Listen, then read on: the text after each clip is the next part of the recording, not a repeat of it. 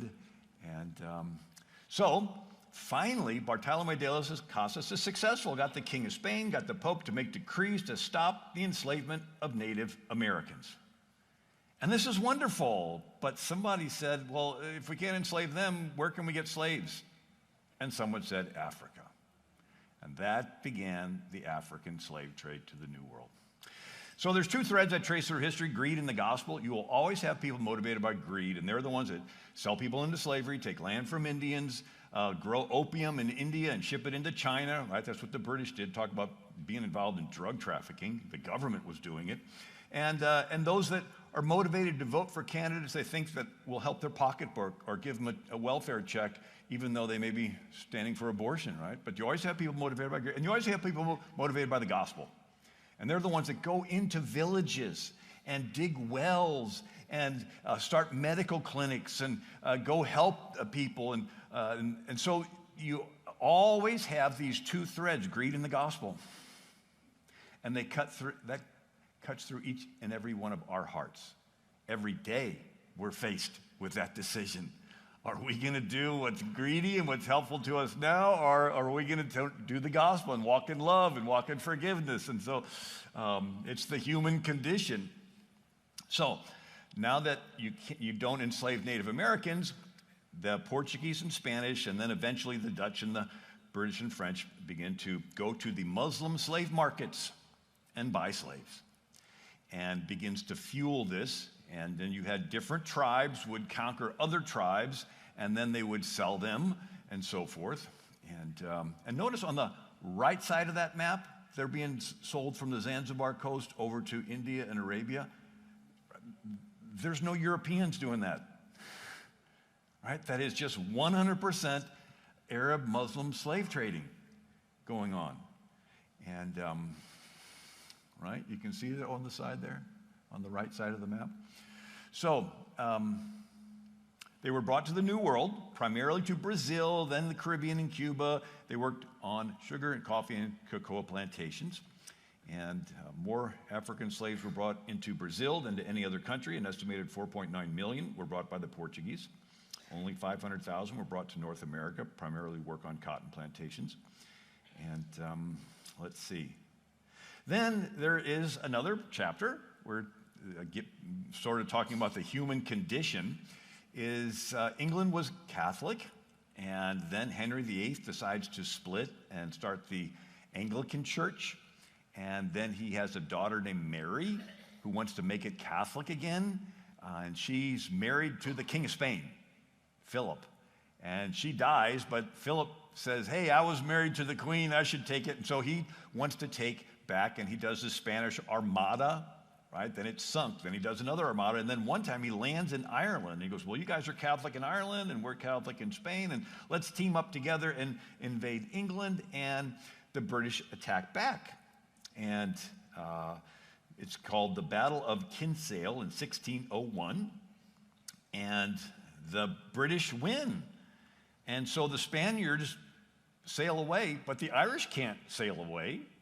And so during this time, about 500,000 Catholic Irish are killed, and another 500,000 are sold into slavery, and on plantations in the Caribbean and in Virginia, and they're treated harshly because of religious animosities. There's a book, Sean O'Callaghan, To Hell or Barbados. However, from 1625 onward, the Irish were sold pure and simple as slaves. There were no indentured agreements, no protection, no choice. They were captured and originally turned over to shippers to be sold for profit. And because the profits were so great, generally around 900 pounds of cotton for a slave, the Irish slave trade became an industry in which everyone involved, except the Irish, had a share in the profits.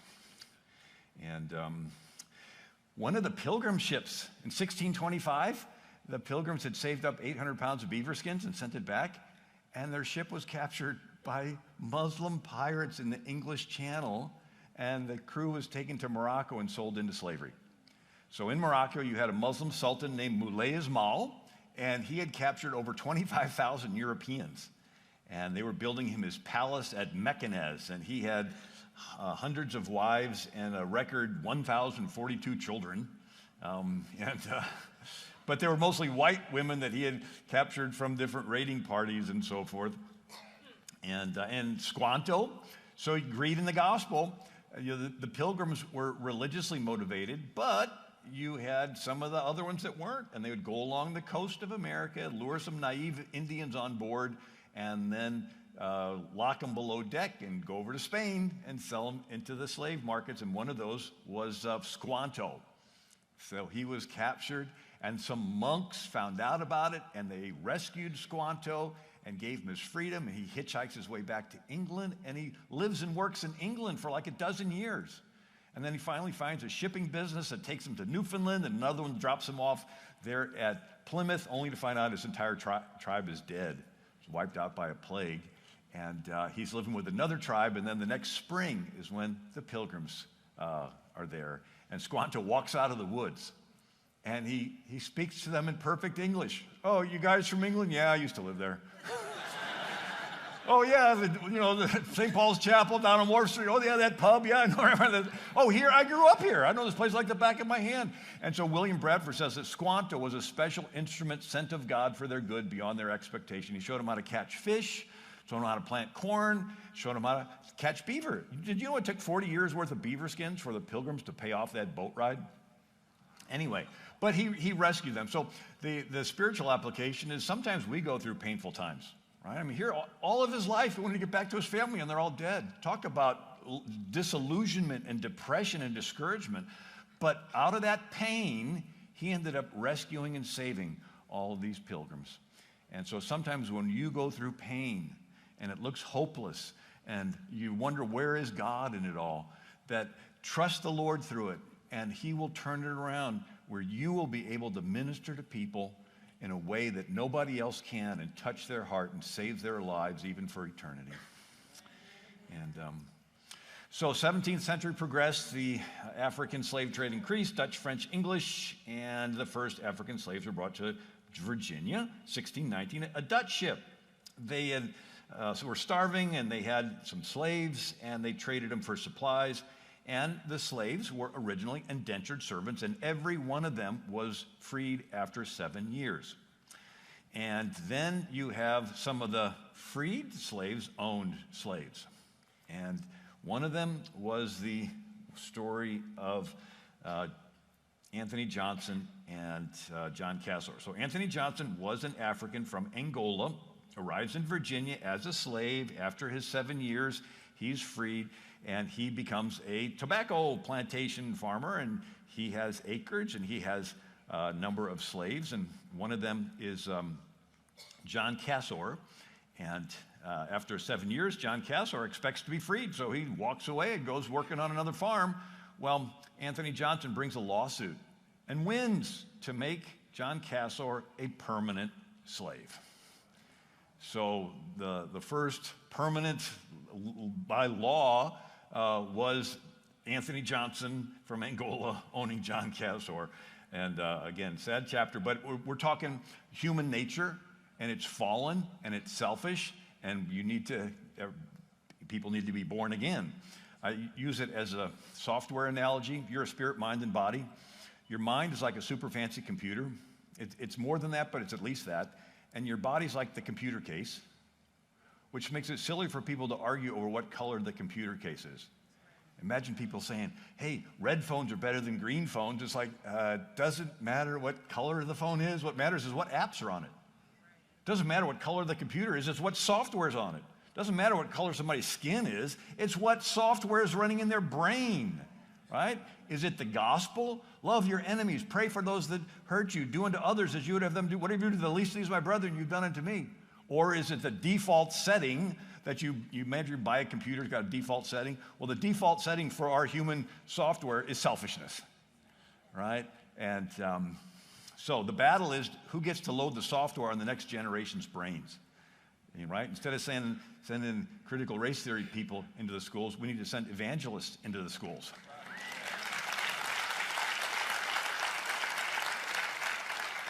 Get the kids born again, and then teach them that God wants them to do unto the least of these what you do unto the Lord, right? And so, England. During the Middle Ages, there were no companies. It was a sin of usury to buy, to pay or receive interest. So there were no companies. If you want to do something big, like sail around the world looking for spices, you had to hit up a rich guy or a king. Sir Walter Raleigh personally spent 30,000 pounds silver trying to initially settle Jamestown or Roanoke, Virginia, and he lost it all. So nobody wanted to do it. But then they invented companies, and then the Dutch were the ones that started the Dutch East India Company. So anybody, baker and butcher, candlestick maker, could invest money in a boat going to Indonesia. When it came back full of nutmeg or cinnamon, you got paid a profit. And if you wanted to sell your interest in the boat while it's at sea, you would go down to the Amsterdam Stock Exchange. And then if the boat sank or was captured by the Muslim pirates or whoever else, that's when the Dutch invented insurance companies. Right? And so then the British decide they're going to do companies. Now, their companies, it's not anybody, it's just the rich people sort of pool their money, but it's still a company. And the king found out that if he gave some rich guys a monopoly on trading with, Russia with the Muscovy Company or the British East India, if he gave a set of guys a monopoly, then he would let them bring their goods back to England and pay him a profit. This way, he didn't have to risk any money. He didn't have to get involved at all. If it goes belly up and nothing happens, he didn't lose anything. But if they make money, he gets a percentage. And so he started the British East India Company, and then the Virginia Company that started, and then off of the Virginia Company, you got the Massachusetts London Company, the Pilgrims. But then they started the Royal African Company. And yes, they bought slaves in Africa, and the king got a part of it, and they brought them to the New World. And so the Royal African Company was founded in 1672, brought an estimated 100 slaves to the New World, and the king stopped every effort of the colonies to stop slavery. So you had Quakers and others trying to stop slavery in their colonies, and the king said no, and he would sabotage their efforts. Some of the Indians in America would own other Indians, and some of the later, some of the Cherokee, Choctaw, and so forth, they actually owned African slaves. And there was actually, in 1842, a black slave revolt on a Cherokee Indian territory, and 300 slaves tried to escape to Mexico.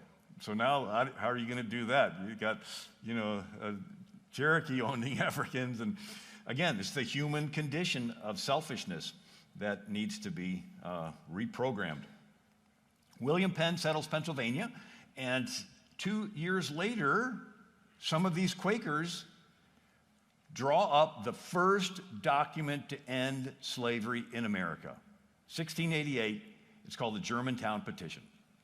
They even have a historical marker for it. First protest against slavery here, 1688, home of the Tuns Kunders, eloquent protest written by a group of German Quakers, signed by Pastorius and 3 others. It was preceded by 92 years of Pennsylvania's passage of the 92 years later, they passed the first state abolition law.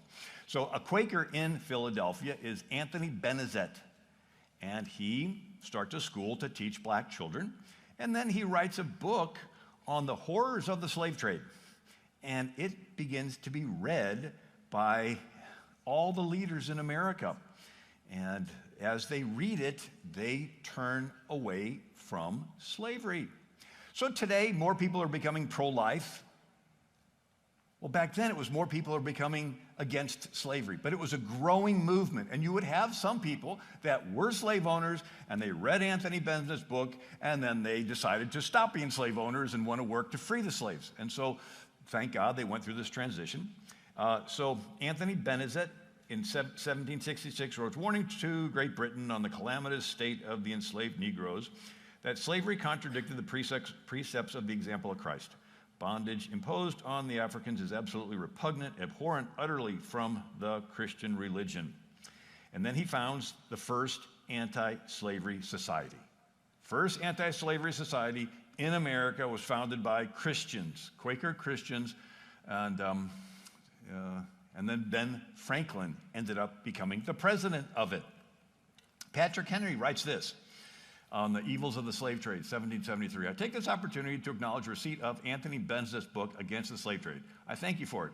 I cannot justify slavery, because he had owned slaves. And he goes, I can't justify it anymore. It's wrong. And so he proposed in the Virginia legislature a bill to end the importation of slaves into Virginia. And it passed. And so Jedediah Morris wrote the first geography history book in America. It says, in October of 1786, an act was passed by the Virginia Assembly prohibiting the importation of slaves into the Commonwealth upon penalty. And then we're now free from Britain, and you have the Northwest Ordinance, and 7 states come out of this land, and the federal government says no slaves. It says there shall be neither slavery nor involuntary servitude in the said territory. Slavery was on its way out.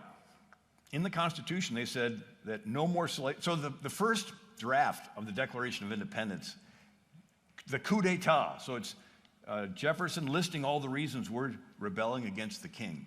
And the last one, the biggest one, is the King of England has captured and enslaved a people from foreign lands that have never offended him and transported them against their will, many of them dying in the transportation thither. And the king has stopped every effort of the colonies to end this execrable commerce and humankind. I mean,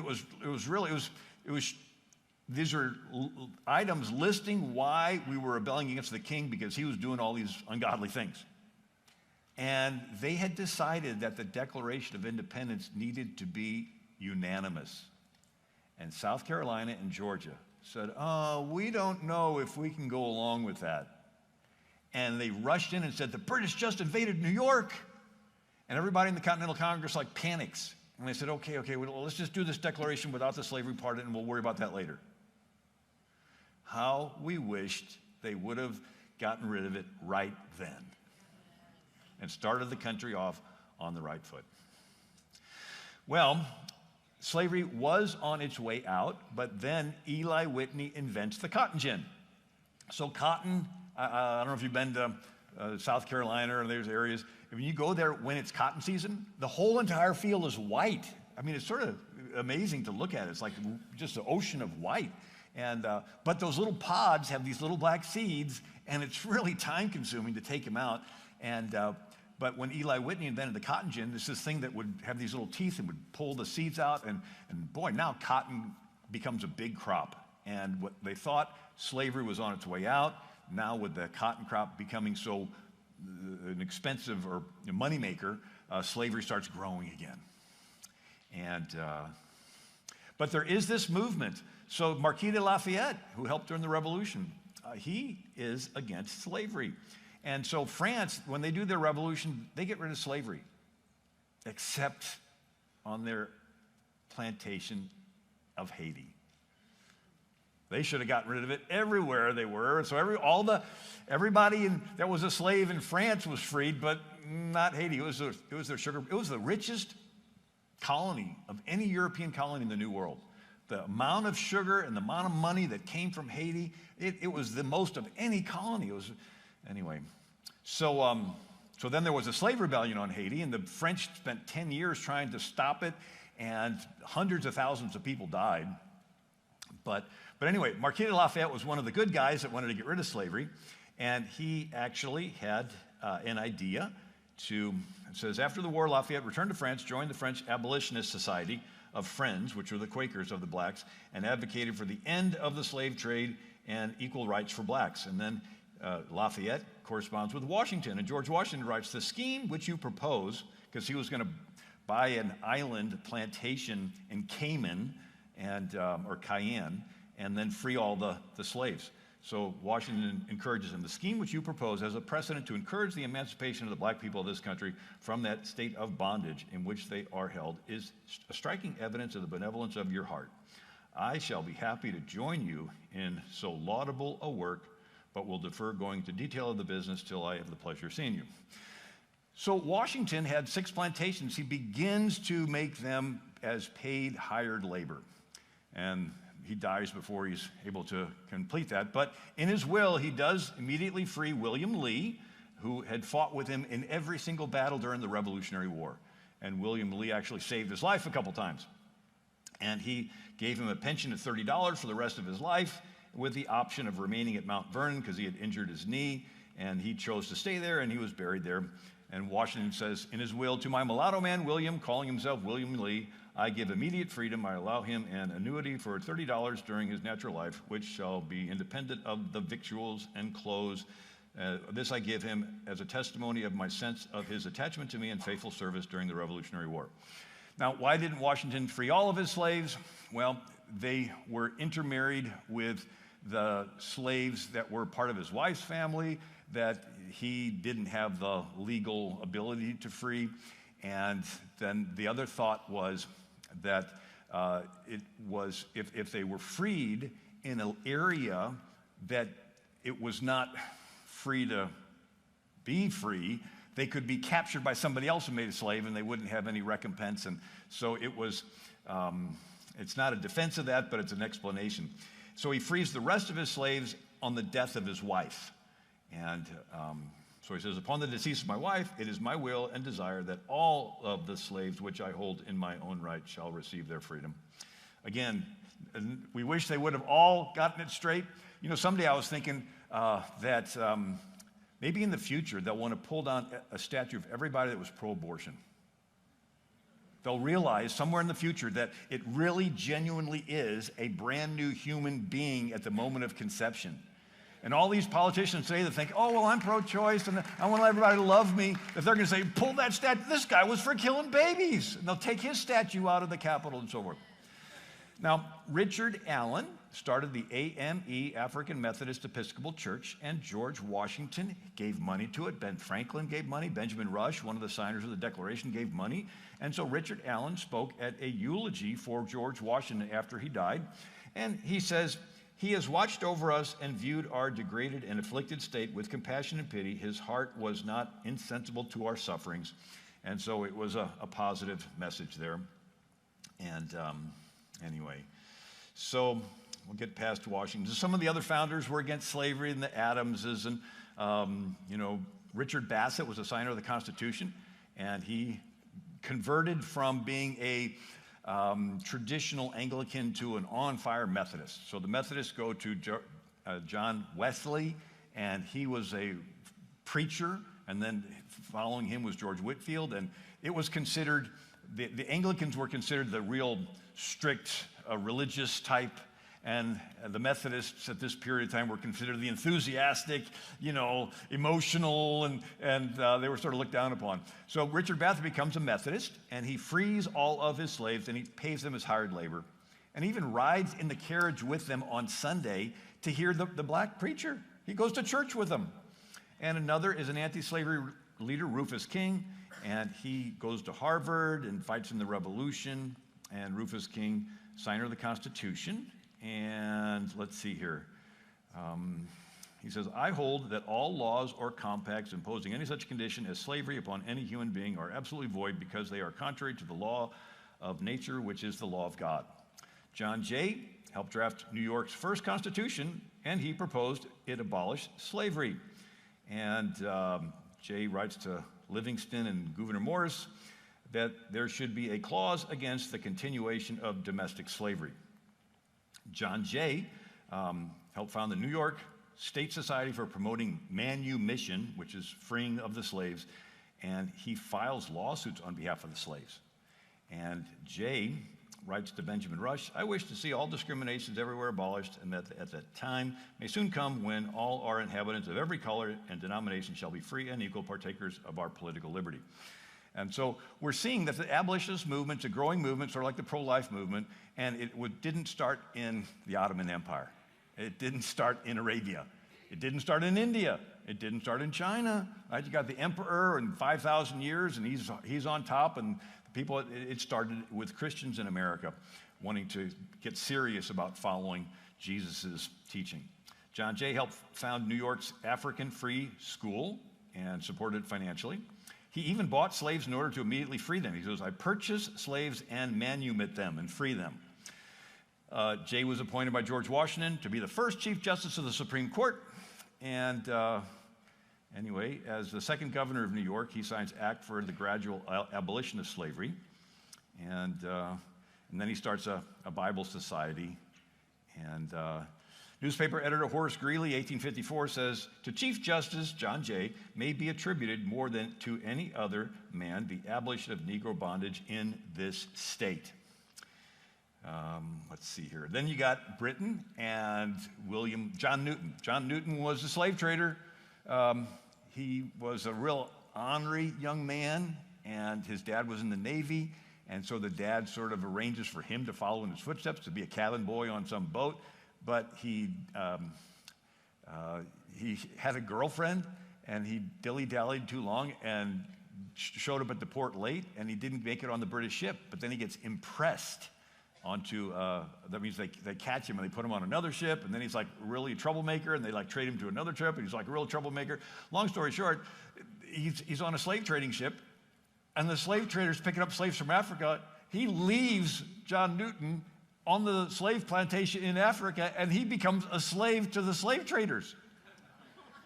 I mean, he was like really bad. And then he gets free from that, and he's like cussing, and he's in all, anyway. Somebody gives him a book, Thomas Aquinas' Imitation of Christ, and then he reads it, and then he's on a boat, and the lightning strikes and the storm, and he said he prayed for the first time, and then he ends up getting out of that, goes back to Britain, and he wants to go into the ministry. And they said, no, you're a slave trader. But he studied, and then they give him a little parish out in the countryside, and that's when he writes hymns. And he wrote, Amazing Grace, how sweet the sound that saved a wretch like me. One was lost, but now I'm found. Was blind, but now I can see. And he admitted that he was the wickedest of the wicked, but God saved his soul. And so there's a young British parliamentarian named William Wilberforce, and he ends up getting saved, and he thinks, well, I'm going to drop out of the parliament and become a preacher. And John Newton says, no, stay in there. Stay in the government. You can do more good in the government. And so William Wilberforce ends up spending the rest of his life advocating to end slavery, right? So first, he had to end the slave trade.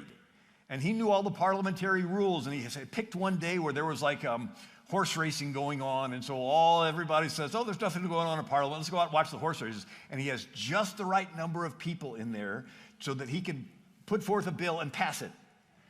And it's the bill to end the slave trade in the British Empire.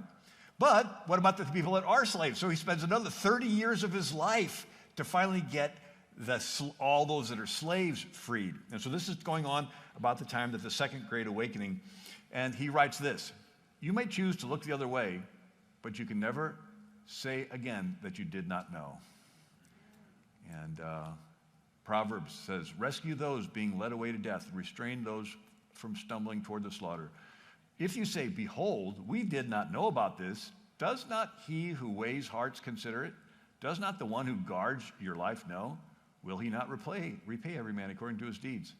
It's like, oh, I didn't, I'm not paying attention to the abortions or the slavery that's still going on. There's more slavery today than at any other time in world history. Right? A whole lot of it is in Africa, in the Boko Haram, and in Niger, Mauritania, Sudan, and they have the Muslim slave, and then the sex trafficking, and then in India they have what's called generational indebtedness, where some ancestor got in debt, and to work it off, they have to work on the farm, but because of the interest, there's no way, and the kids are born with their parents' debt, and they work their whole life, and they die, and the debt is passed on to the kids, and so there is slavery still. So 1807, British stopped the importation of slaves. Well, guess what? In 1807, Thomas Jefferson signs the act for America to stop importing slaves. Thomas Jefferson signed that. He was president. And then 1828, the Democrat Party is founded by Andrew Jackson, who owned slaves. And then there's the Second Great Awakening going across America, and you have different preachers that say, you got to show some fruit of being saved, and you got to do things. And so they would start societies, temperance societies, to stop all the drink and prison reform, health and education reform, women's rights, so forth, and abolition of slavery. So the modern abolition of slavery movement started out of the Second Great Awakening revival. Well-known Americans, Louisa May Scott, Susan B. Anthony, Henry Ward Beecher, they're all against slavery, lots of names. And William Lloyd Garrison said, "The right to enjoy liberty is inalienable. Let us invade it. To invade it, it is to usurp the prerogative of Jehovah. Every man has a right to his own body, to the products of his own labor, to the protection of the law, and to the common advantages of society. It is piracy to buy or steal a native African and subject him to servitude. Surely the sin is as great to enslave an American as an African." So by this time, we're getting close to the Civil War. Population in the U.S. of slaves has grown to 4 million. And we have two parties in America, the Democrat Party, pro-slavery, Andrew Jackson, and the Whigs. Now, that's not necessarily because they wore the wigs, but it goes back to Britain. They were the opposition party to the king. And so you had the Whigs in America that was sort of the opposition party to what was going on. But by this time, the Whigs were more of a big tent party, and they weren't really standing for anything. So the Democrat Party, in a sense, was pro-choice regarding whether or not you should own slaves. And the other party was the Whigs, and they became such a big tent party that people started leaving it, starting other parties called the Free Soil Party or the Know Nothing Party. That's an interesting name. And though many Whigs were against slavery, they took a weak stance, wanting to be in the big tent. And so, again, the abolitionist movement was not started by caliphs in Arabia or Hindu Brahmin in India or czars in Russia or Ottoman sultans or the Ashanti, which was a tribe in Africa that was not just selling other Africans into slavery, but selling them for human sacrifice. And this Ashanti tribe, they had all these sacrifice grounds. Okay, this is when we kill people to cleanse the grave when a chief dies. And this is where we kill people when it's a new moon, we're having a celebration. And this is when they had all this, the whole thing was in, and they would sell, oh, you need some slaves for your sacrifice? Okay, here. Anyway, so these other different dynasties and so forth all had slavery. And the abolitionist movement was founded by Christians in America, notably the Quakers, Anthony Benezet and so forth, and the Methodists with John Wesley, who hated it, and then the Second Great Awakening preachers, and then in England, John Newton, William Wilberforce. Charles Finney, Second Great Awakening preacher, starts Oberlin College, and he graduates. Mary Jane Patterson, the first black woman to graduate from college. And he has his Oberlin College be a stop on the Underground Railroad. So they'd sneak slaves out of the South to the North and eventually to Canada. And now new territories are coming in to America. We got the Louisiana Purchase, doubling the size of the country, 827,000 square miles. And then Florida comes in, and then Texas, and then Oregon Territory, Mexican secession. And so the country's got new territories that are coming in as states. And so the southern states realize that if this territory comes in as free states, they can vote to outlaw slavery, and then they're going to have to give up their slaves, and they don't like that. And so what do? They want to hurry up and send people into these territories so they'll come into the Union as slave states. And so during this time, you have the Kansas-Nebraska Act. And there's a Democrat president, Millard Fillmore, and he pushes through the fugitive slave law, which is what? Which is if a slave escapes from the South and goes north, if you're a citizen in the North, you have to help return them. And so there were whole states that refused to obey the federal government. The federal government would come in, catch a slave, and the local sheriff would say, "You're not going to keep him in my jail." And then there were other ones that the whole jury would say he's innocent, and they would be so upset, and they wouldn't enforce the federal mandate. Well, isn't that interesting?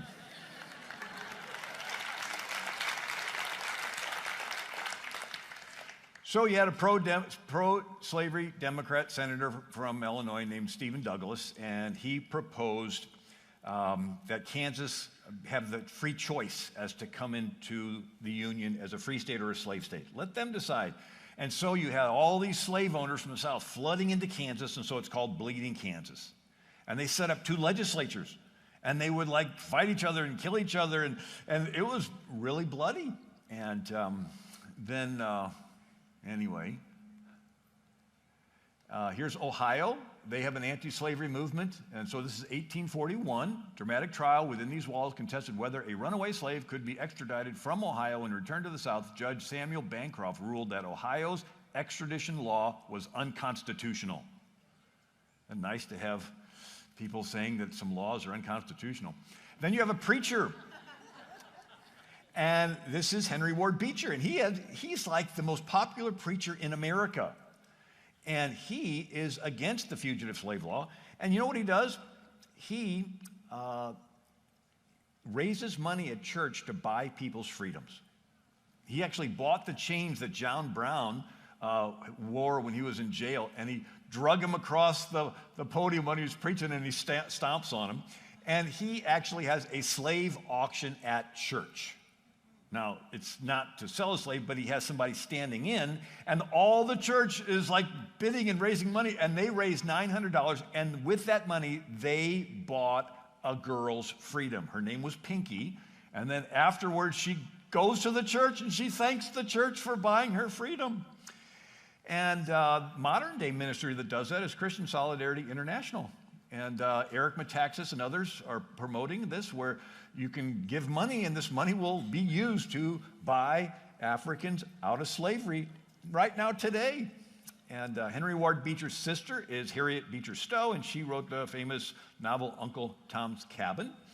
And communities insisted on jury trials before the alleged fugitive could be taken away. Some juries refused to convict, and anyway. But one of the big ones is Joshua Glover, so let me get to him.